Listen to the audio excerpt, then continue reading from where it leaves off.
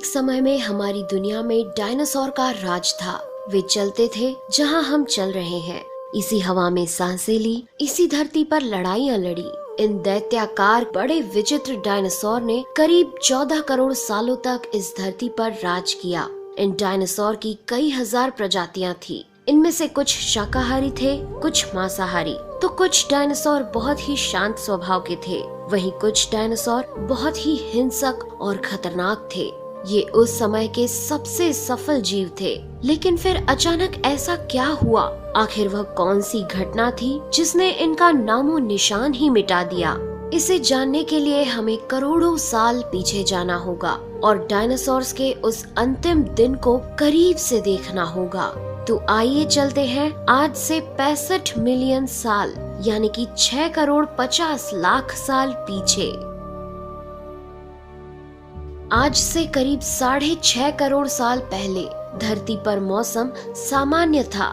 चारों ओर सूरज की रोशनी बिखरी हुई थी। लंबे लंबे पेड़ों से टकराती समुद्र की ठंडी हवाएं और चारों तरफ डायनासोर के चिल्लाने चिंघाड़ने की आवाजें। जब ये सारी डायनासोर प्रजाति बड़े ही आराम से धरती पर अपना जीवन बिता रही थी, तब 10 करोड़ साल पहले ही इनकी किस्मत लिखी जा चुकी थी। 10 करोड़ साल पहले एक छोटा एस्ट्रॉयड का टुकड़ा जो सुदूर अंतरिक्ष से आ रहा था, वह पृथ्वी से लगभग 20 करोड़ मील दूर मंगल और बृहस्पति के बीच बने क्षुद्र ग्रह बेल्ट में घूम रहे एक बड़े एस्ट्रॉयड से जा टकराता है। इस टकराव से उस बड़े एस्ट्रॉयड की दिशा बदल जाती है और वह क्षुद्र ग्रह बेल्ट से निकलकर सीधे पृथ्वी की ओर 22,000 मील प्रति घंटे की रफ्तार से बढ़ने लगता है। जब यह एस्ट्रॉयड पृथ्वी से 3,84,000 किलोमीटर की दूरी पर था, तब धरती से शायद डायनासोर का अंत ना होता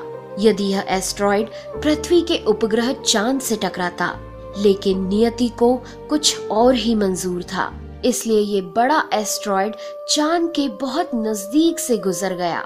40 किलोमीटर के व्यास वाला 2 ट्रिलियन मेट्रिक टन का ये एस्ट्रॉयड प्रत्येक सेकंड के साथ साथ धरती के करीब बढ़ता जा रहा था। ये एस्ट्रॉयड जब पृथ्वी के वातावरण के संपर्क में आया तो इसकी रफ्तार एकाएक 70,000 किलोमीटर प्रति घंटा हो गई। पृथ्वी के वायुमंडल में घुसते ही घर्षण की वजह से ये एक भयानक आग के गोले में बदल गया। ये इतनी रफ्तार से धरती की ओर बढ़ रहा था कि सिर्फ 4 मिनट में इसने अटलांटिक ओशियन को पार कर लिया। इसकी चमक इतनी अधिक थी कि धरती पर टकराने से पहले ही हजारों जीव आग के इस दहकते गोले को देखकर पूरी तरह अंधे हो चुके थे। ये जीव उस उल्का को देख नहीं पा रहे थे, लेकिन वह उसकी भयानक गर्मी को महसूस कर रहे थे। कुछ ही क्षण में ये एस्ट्रॉयड मेक्सिको की खाड़ी के पास जमीन से टकराता है और लगभग 35,000 डिग्री सेल्सियस की ऊर्जा वाला एक भयंकर विस्फोट होता है।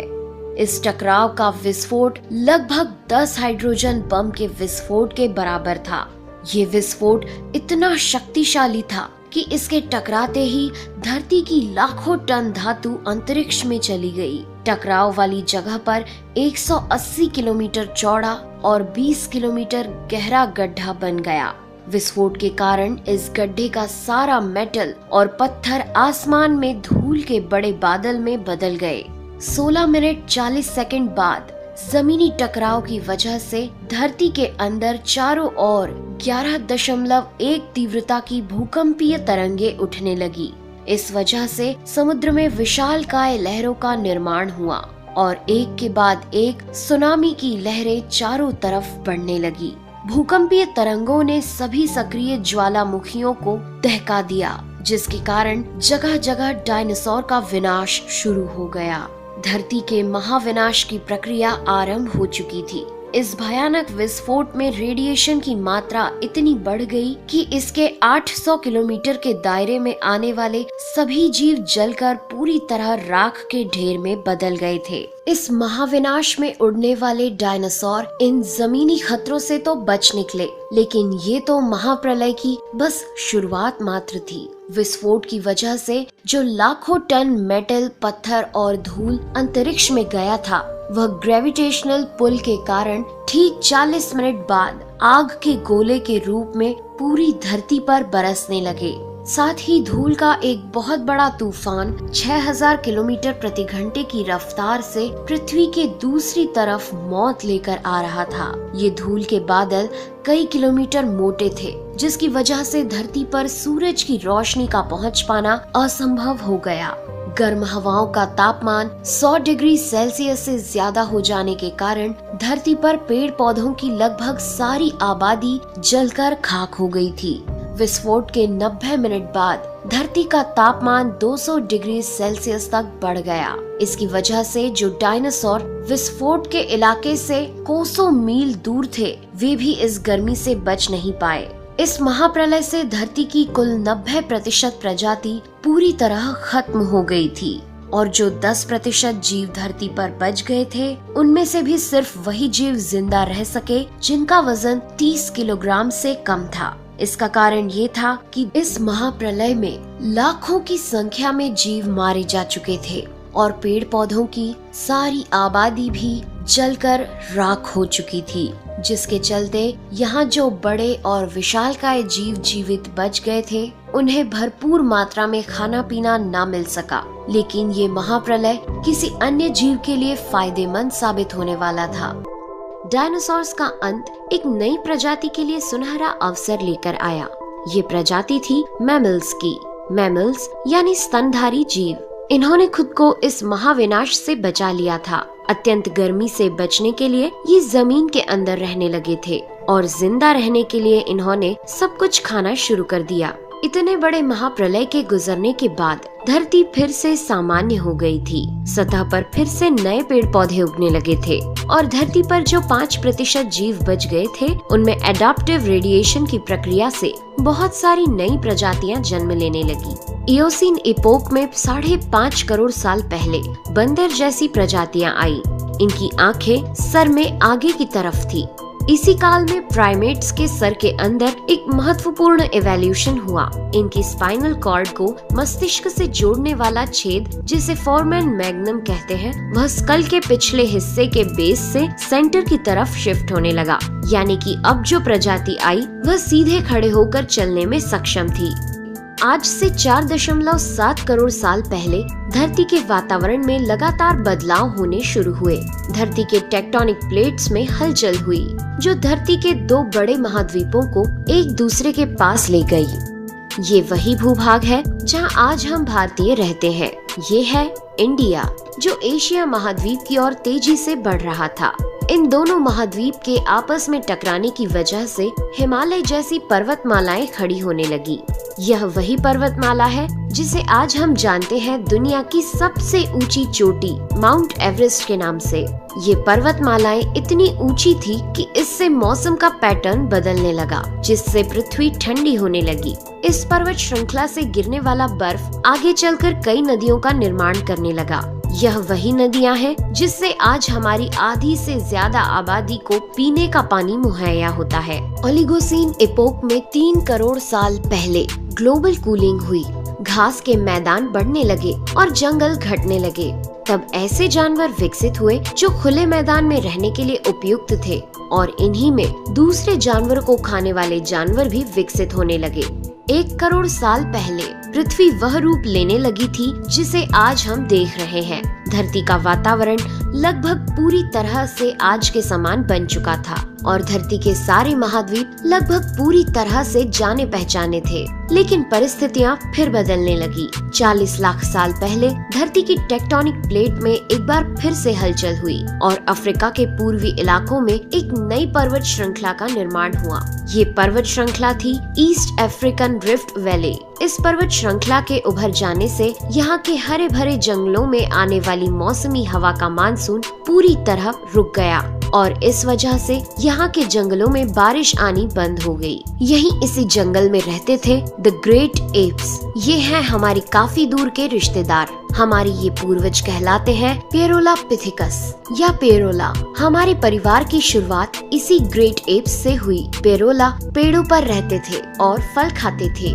वजनी होने के कारण ये एक डाल से दूसरी पर नहीं जा सकते थे, इसलिए ये हमेशा झूलते रहते थे। कभी कभी ये अपने दो पैरों पर भी खड़े हो जाते थे। ये चल सकते थे। आम धारणा के उलट सीधे चलने की क्षमता जमीन पर नहीं बल्कि टहनियों पर विकसित हुई। बाइपेडलिज्म यानी दो पैरों पर चलना इंसानों की नहीं बल्कि एप्स की खोज थी। आगे चलकर ये ग्रेट एप्स जलवायु और जगह के अनुसार बदल गए। कुछ चिंपैंजी और गोरिल्ला में विकसित हुए, कुछ इंसानों में विकसित होने शुरू हुए। वो पूरे अफ्रीका में फैले हुए थे। बारिश के बंद हो जाने से यहाँ के जंगल सूख गए, जिसका सबसे ज्यादा असर इन एप्स पर पड़ा।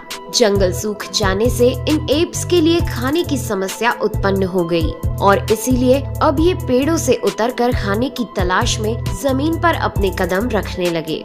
ये हैं एडिपिथेकस रेमिडस। ये हैं हमारे पूर्वज जिन्होंने जमीन पर मानव इतिहास का पहला कदम रखा और आज इन्हीं के कारण हमने चांद पर अपना पहला कदम रखा। इनका दिमाग एक संतरे जितना बड़ा था और इनकी लंबाई 4 फीट तक थी। ये हमारे वंश के सबसे पहले सीधे चलने वाले जीव थे। कई हजार सालों के विकास क्रम के बाद ये दो पैरों पर चलने लगे। इससे ऊर्जा कम खर्च होती थी और ये चलते चलते भी खा सकते थे। दो पैरों पर चलने से अब ये सीधे खड़े होकर दूर दूर तक नजर रख सकते थे। समय के साथ साथ विकास की प्रक्रिया चलती रही और हमारे पूर्वज धीरे धीरे विकसित होने लगे। 23 लाख साल पहले हमारे पूर्वजों का दिमाग काफी बड़ा हो गया था। ये थे होमो हेबिलियस। इन्होंने पहली बार पत्थर को हथियार की तरह इस्तेमाल करना शुरू किया। जैसे ही इस मामूली से पत्थर पर धारदार किनारा बना, हमारे पूर्वजों के पास एक हथौड़ा आ गया। हमें काटने का हथियार मिल गया, जिससे वह हजारों ऐसे काम कर सकता था जो वह पहले नहीं कर पाता था। पत्थर के इस्तेमाल ने अंगूठे और उंगलियों को मजबूती दी, जिससे हम और अधिक कुशल तरीके से इनका इस्तेमाल करने में सक्षम हो गए।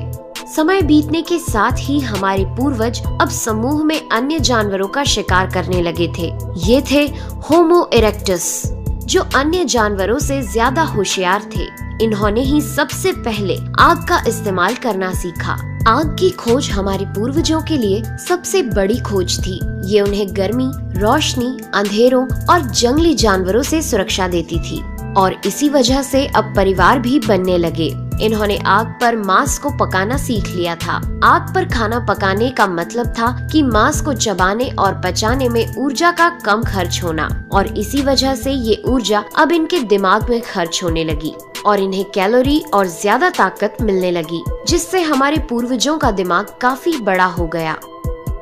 2 लाख साल पहले आज के इंसान ने अपना रूप ले लिया था। लैरिंग्स यानी आवाज की जो नली हमारे पूर्वजों में गले के ऊपर थी, वो नीचे आ गई थी। अब हम ज्यादा जटिल आवाजें निकाल सकते थे। हमने बोलना शुरू कर दिया था। पहली बार कोई जानकारी एक से दूसरे इंसान तक या एक से दूसरी पीढ़ी तक पहुंचने लगी थी। यही वो आखिरी विकास क्रम था जिसके बाद विकसित होकर हम बने। हम यानी होमो सेपियंस। 1 लाख साल पहले इंसान कहीं भी जा सकता था। हमारे पास फुर्तीले हाथ और प्राचीन हथियार थे। हम बात कर सकते थे, आग को काबू में रख सकते थे। अब हम अपने अफ्रीकन घर को और बड़ा कर सकते थे। महाद्वीप यानी कॉन्टिनेंट खिसके तो अफ्रीका और यूरेशिया जुड़ गए और उससे बनी एक बहुत बड़ी जमीन जिसका नाम था एफ्रो यूरेशिया। इंसानों के दूर दूर जाने से बहुत बड़ा बदलाव आया। अब हम एक महाद्वीप से दूसरे महाद्वीप में रहने लगे। इसकी वजह से हम उन चीजों से बचे हुए थे जिसकी वजह से वानरों के मुकाबले दूसरे बड़े स्तनधारी हमेशा के लिए खत्म हो गए। करीब 50,000 साल पहले आइस एज शुरू हो गया और नॉर्थ पोल से आगे बढ़ने लगा। उसी वक्त इंसान चाइना और ऑस्ट्रेलिया तक पहुंच गया था। 30,000 साल पहले इंसान पहली बार यूरोप पहुंच गए। जब बर्फ अपने चरम पर थी तब इंसान अपनी खोज में नॉर्थ ईस्ट साइबेरिया के बर्फीली टंडा तक पहुंच गया। आइस एज के इतने कठिन दौर में भी इंसान हर उस हुनर का विकास कर रहा था जिससे कि वो सच्चे मायनों में इंसान बन सके। हमने खुद को उस माहौल में ढाल लिया, हम ज्यादा समझदार हो गए। उसके बाद हमने पूरी दुनिया में अपनी बस्तियां बसा ली। समुद्र किनारे से पहाड़ की चोटियों तक, हरे भरे मैदानों से लेकर पथरीले इलाकों तक हर जगह इंसान थे। हमारा हुलिया, त्वचा, बाल और आँखों का आकार जलवायु और जगह के अनुसार बदल गया। हमने अपनी आवश्यकता के हिसाब से खेती शुरू की और जानवरों को पालना शुरू कर दिया। हमने कस्बों और शहरों का निर्माण शुरू किया। उसके बाद हमारी सभ्यता और संस्कृति का जन्म हुआ। हमने विज्ञान और गणित का इस्तेमाल शुरू किया जिससे हमें भविष्य में जाने के लिए ऊर्जा और तकनीक मिली। ये है हमारा समय। अब हम पूरी तरह विकसित हैं। हमारे जैसा इस धरती पर अब कोई जीव नहीं। आज हम जानते हैं कि हम कौन हैं, कहां से आए हैं, लेकिन ये तो बस शुरुआत है। अभी हमारा सफर खत्म नहीं हुआ है। हमें अभी और आगे जाना है, आने वाली चुनौतियों का सामना करना है और खुद को